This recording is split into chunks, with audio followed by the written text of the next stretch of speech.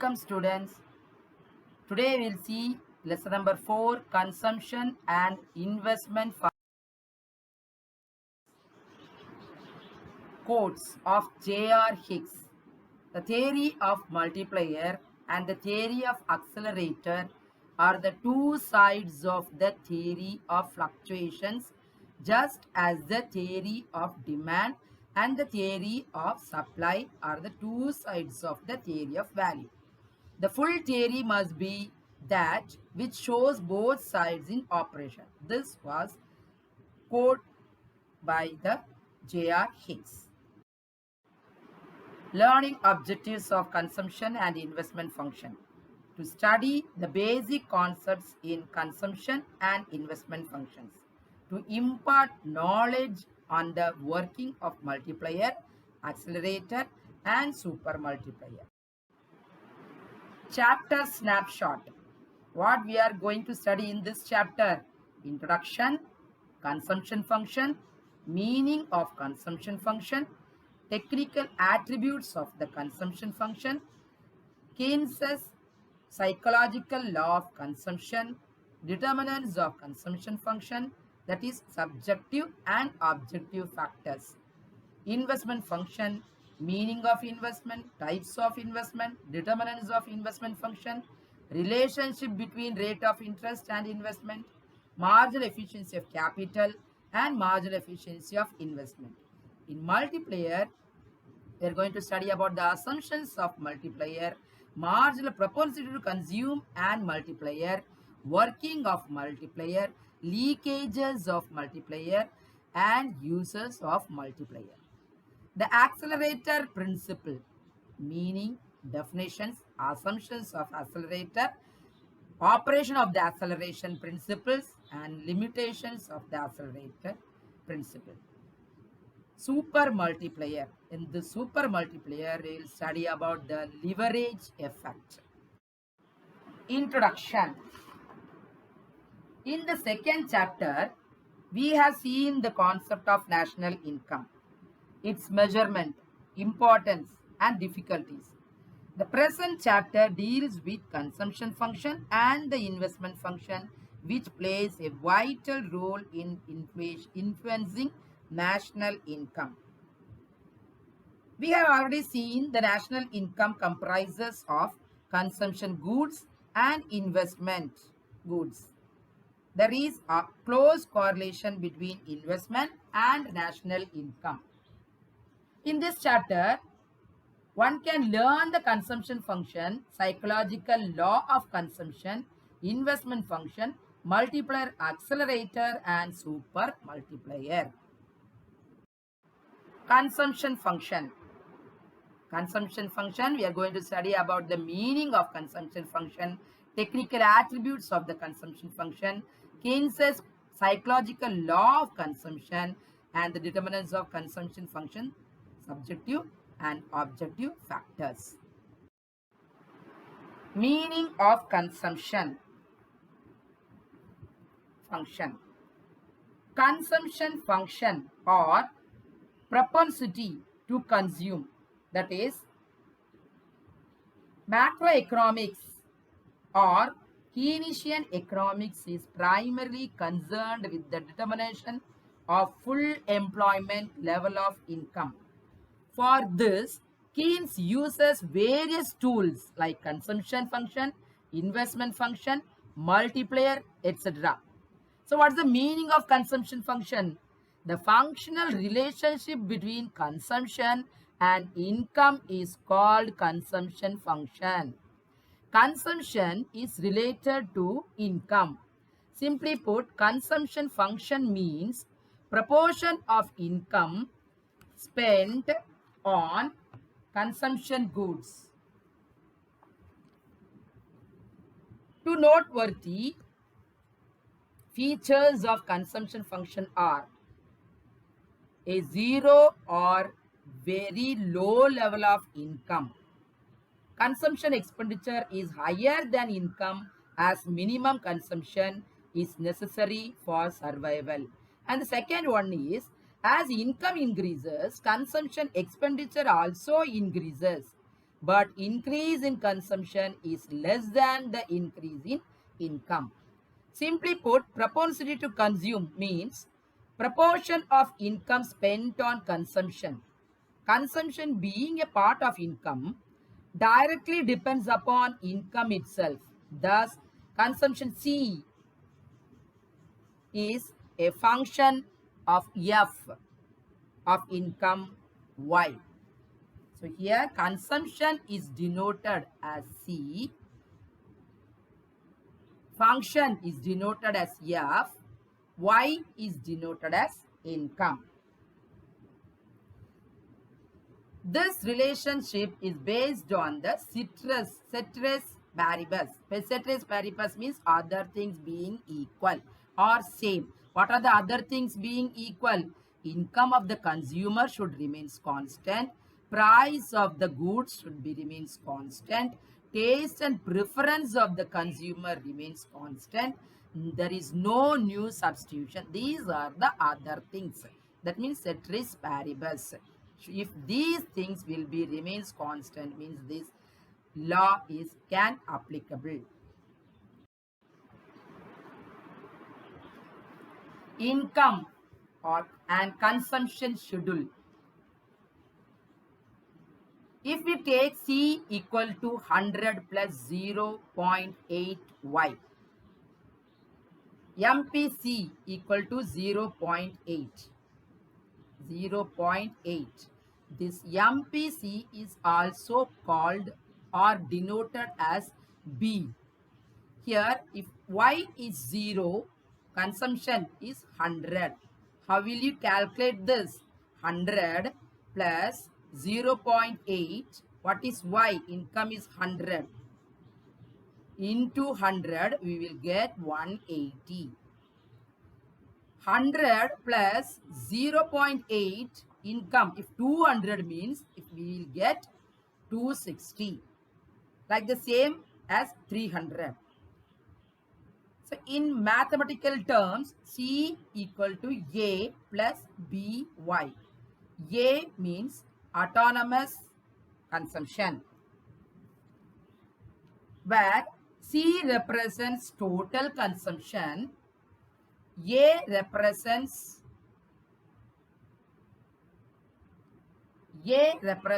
autonomous consumption, that is minimum consumption for survival when income is 0.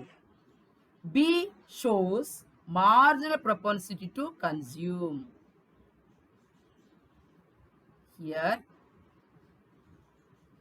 A autonomous consumption, B marginal propensity to consume, and Y denotes as income. Thus, A is greater than 0, B is less than 1. Why? Because consumption increases by B for every rupee increase in income. That's why it is denoted as A is greater than 0, B is less than 1. Y stands for level of income. Clearly, C is assumed to be positive because for survival, there has to be some consumption even when there is no income. To survive, we have to eat food. So what we will do? We will borrow from others. So when there is no income, then also we are consuming. Autonomous consumption, A, not influenced by income, and induced consumption, BY, influenced by income. For example, the consumption equation C equal to 20 plus 0.AY means here rupees 20 is autonomous consumption and 0.8 is marginal propensity to consume, that is B. Further, as income increases 75%, that means here 0.8 means 80% it is increasing. In short, consumption equation C equal to A plus BY shows that consumption C at a given level of income, Y is equal to consumption, autonomous consumption A plus B times of given level of income. See the table column here, Y, that means income is increasing from 0 to 360 and the consumption is also increasing. If income increase, consumption will also increase 20 to 320. So if income increase, saving will be there. So here if income is 60, consumption is 70. So there is no saving, minus, it is negative. So 120 income means 120 they are consuming, they are not saving anything. So here income is equal to consumption. This is called break-even point. 180 income means 170 they are spending, that means consuming, and saving, how much they are saving? Saving 10 they are saving. That so here income is going on increasing, consumption is also increasing, saving is also increasing.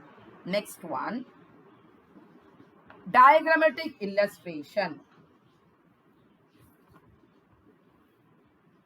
In the diagram, income is measured horizontally and consumption is measured vertically. In 45-degree line, at all levels, income and consumption are equal. It is a linear consumption function based on the assumption that consumption changes by the same amount as does income. Thus, the consumption function measures not only the amount spent on consumption, but also the amount saved. This is because the propensity to save is merely the propensity not to consume. The 45-degree line may therefore be regarded as a zero saving line. And the shape and the position of the C curve denote the division of income between consumption and saving. Here, when income is 120, the consumption is also 120. There is no saving. And when income is 180 and consumption is 170, here saving how much? 10 they are saving. So if income increases, consumption is also increasing, and at the same time saving is also increased. Technical attributes of the consumption function. The average propensity to consume, that is C by Y. Marginal propensity to consume, changes in C by changes in Y. Average propensity to save, S by Y. Marginal propensity to save, changes in S. This delta is represents as change in.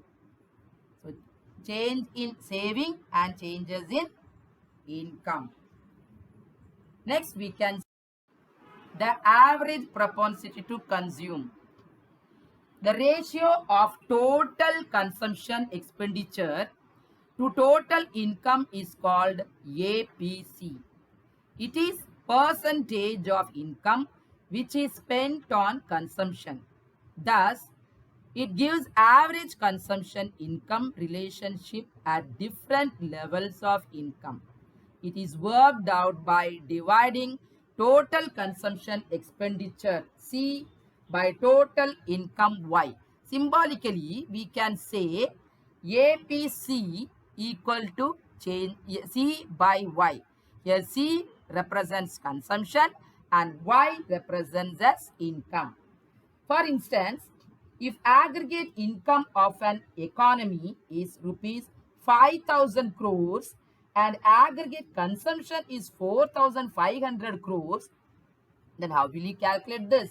APC equal to CYY equal to 4,500 divided by 5,000 equal to 0.90. That is 90 percentage. It means that 90 percentage of income is spent by way of consumption expenditure. Marginal propensity to consume. Marginal means additional. The ratio of change in consumption due to change in income is called marginal propensity to consume.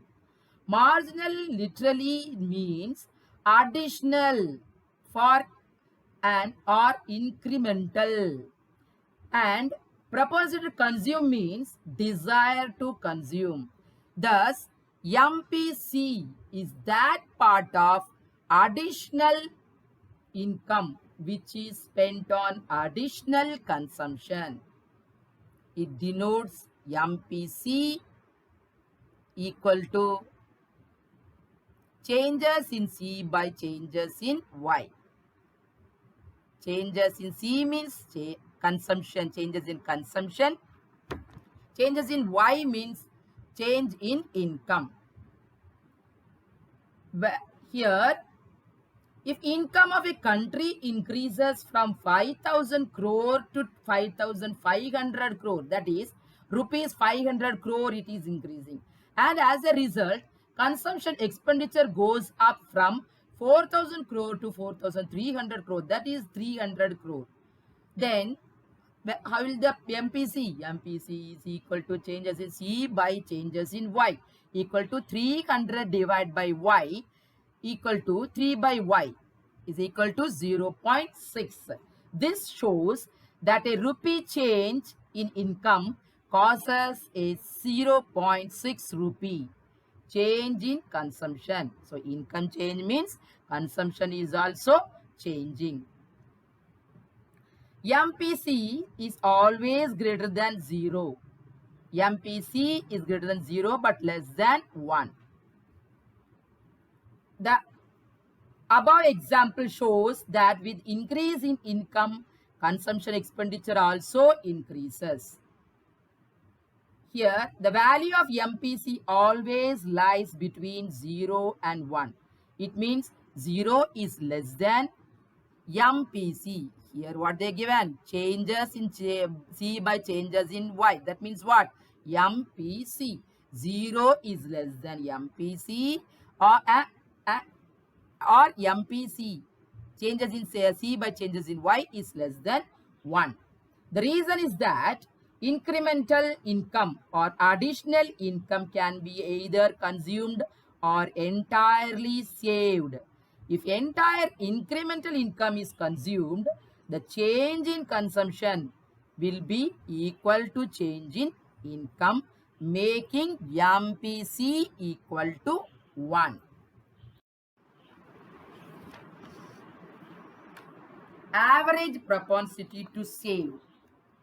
The ratio of total saving to total income is called APS. That means average propensity to save. Alternatively, it is that part of total income which is saved.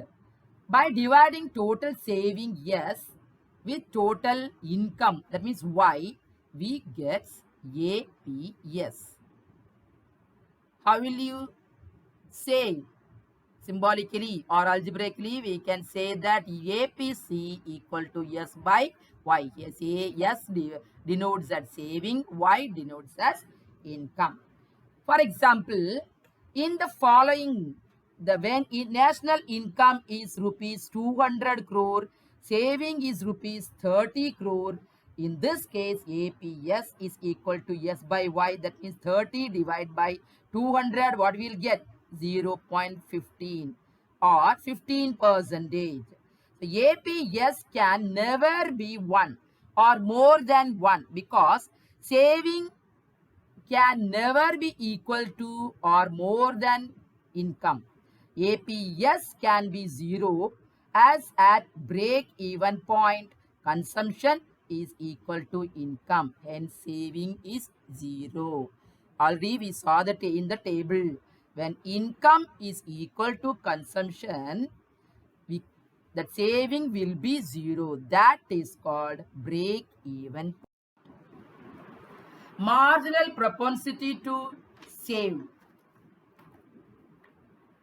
MPS is the ratio of change in saving to change in income. It is that part of additional income which is saved. Here, symbolically, we can say MPS is equal to changes in S by changes in Y. For instance, when national income goes up from rupees 100 crore to 200 crore, saving also goes up from 0 to 30 crore. In this case, MPS is equal to changes in S by changes in Y. That means 30 divided by 100, what we will get? 0.3 or 30%.